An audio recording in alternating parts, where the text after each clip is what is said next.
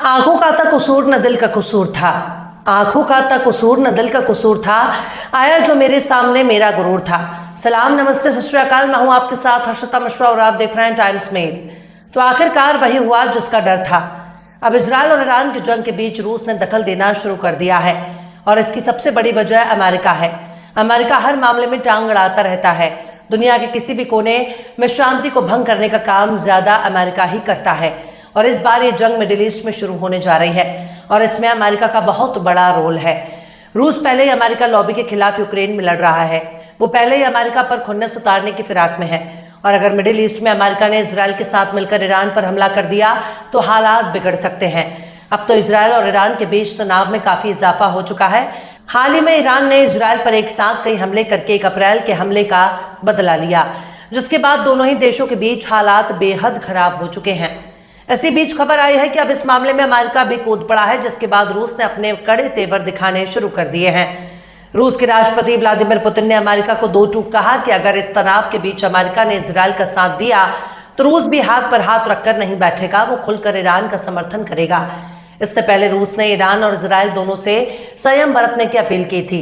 Iran के जरिए Israel पर हमले के एक दिन बाद इतवार को CNN के स्टेट ऑफ द यूनियन समाचार कार्यक्रम में अमेरिकी राष्ट्रीय सुरक्षा प्रवक्ता जॉन किर्बी ने अमेरिका के स्टैंड को लेकर बड़ा बयान दिया।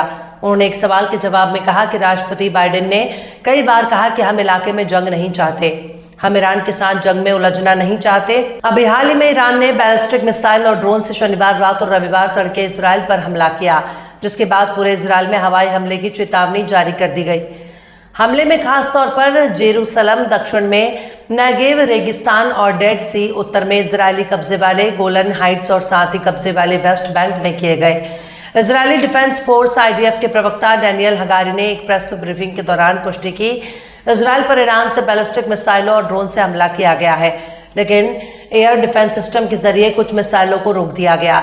इजराइल के कान टीवी समाचार ने बताया कि लॉन्च किए गए लगभग 400 से 500 में से लगभग 100 ड्रोन को अमेरिका, जॉर्डन और ब्रिटिश सेनाओं समेत सहयोगी देशों के जरिए इजराइल पहुंचने से पहले ही रोक दिया गया। वहीं इजरायली सेना ने पहले एक बयान में कहा था कि IDF हाई अलर्ट पर है। साथ ही इजरायली वायुसेना के लड़ाकू जेट और इजरायली नौसेना के जहाज भी रक्षा मिशन पर हैं। इस बीच दो इजरायली अधिकारियों ने नाम न छापने की शर्त पर सिन्हुआ समाचार एजेंसी से पुष्टि की कि ईरान ने इजराइल की और कई क्रूज मिसाइलें भी लॉन्च की गई। अप्रैल की शुरुआत में सीरिया में ईरानी कौंसलर भवन में 7 ईरानी अधिकारियों की हत्या का बदला लेने के लिए ईरान ने इजराइल पर हमले किए हैं। ईरान का यह हमला सीरिया में हुए ईरानी दूतावास पर कथित इजरायली हमले के जवाब में था, जिसके बाद दुनिया के कई देशों ने इस पर अपनी प्रतिक्रिया जाहिर की है और दोनों ही देशों से संयम दिखाने का आग्रह किया। रूस ने भी इस पर प्रतिक्रिया देते हुए इस तनाव को बढ़ने के पीछे की वजह बताई है। रूस ने दुनिया को चेतावनी दी है कि ईरान और इजराइल के बीच अगर विवाद बढ़ा तो इससे किसी को भी फायदा नहीं होगा और पूरी दुनिया को इसके बुरे नतीजे भुगतने होंगे। क्रेमलिन के प्रवक्ता दिमित्री पेस्कोव ने उम्मीद जताई है कि दोनों ताकतें अपने मतभेदों को शांतिपूर्ण ढंग से सुलझाने में कामयाब होंगे। दिमित्री पेस्कोव ने यह बयान सोमवार को पत्रकारों से बात करते हुए दिया है। क्रेमलिन के प्रवक्ता ने कहा कि रूस मिडिल ईस्ट में बढ़ते तनाव को लेकर बेहद चिंतित है।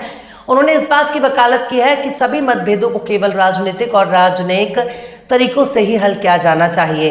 रूस ने यह भी साफ किया कि इस तनाव का सैन्य संघर्ष में बदलना किसी के लिए भी फायदेमंद नहीं होगा। रूसी विदेश मंत्रालय ने ईरान और इजराइल के बढ़ते विवाद की वजह बताते हुए कहा कि मिडिल ईस्ट में विवाद फिलिस्तीनी इजराइल को न ही सुलझाने की वजह से हो रहा है। यानी जिस तरह से अक्टूबर के बाद से लगातार इजराइल और गजा में जंग चल रही है और अमेरिका समेत दुनिया के तमाम मुल्कों की कोशिश के बावजूद कोई सुधार नहीं आया, उसने आग में घी डालने का काम किया। रूस ने साफ किया कि फिलिस्तीन इजराइल मुद्दे का जल्द हल होना चाहिए ताकि इलाके में शांति लाई जा सकती है। रूस ने सीरिया में ईरानी दूतावास पर बमबारी की निंदा करने को लेकर संयुक्त राष्ट्र सुरक्षा परिषद के नाकाम होने पर निराशा जाहिर की है।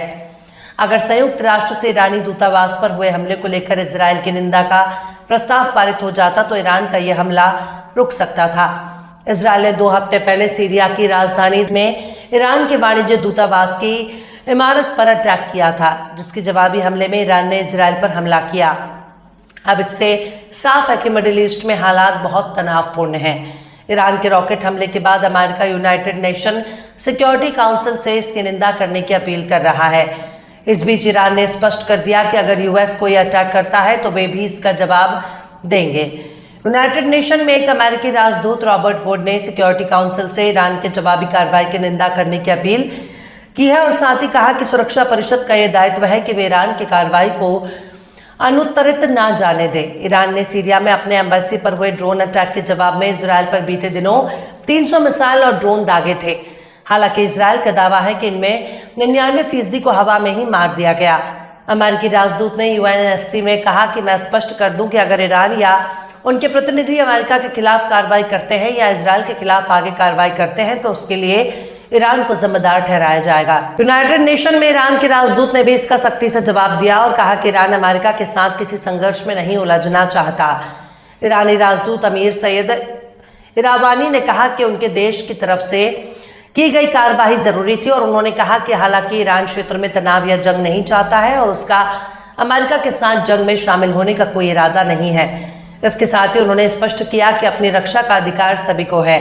ईरानी राजदूत ने कहा कि अगर अमेरिका ईरान, उसके नागरिकों या उसकी सुरक्षा और हितों के खिलाफ सैन्य अभियान शुरू करता है तो ईरान जरूर ही उसका जवाब देने के अपने अधिकार का इस्तेमाल करेगा। पर इस वक्त रूस का जवाब भी वाकई बहुत ही खतरनाक है।